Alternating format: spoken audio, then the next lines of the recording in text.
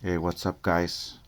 Alright, so today I'm going to show you how I fix my P0302 misfire code that I had for my 2006 Toyota Matrix, but this apply to all of the cars that have an electronic ignition that have its own coil ignition coil for each spark plug. Okay, so basically what I did is I just number them 1, 2, 3, and 4. Okay, and then I swapped number 1 for number 4. So basically I put number 1 here and I put number 4 here. Okay, because the P0302, it says misfire in engine in cylinder 1. Okay, so then you need to recognize if it's your coil, your spark plug, or your wire. And the easiest things to find out if you have a bad coil is just to swap it.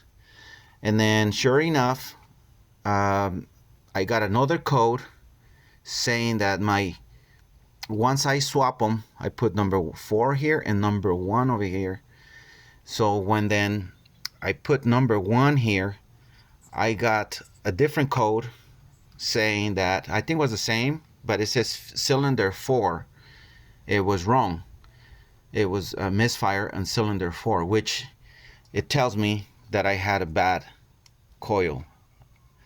Okay, so that's how you fix misfire P0302, just by swapping the coils.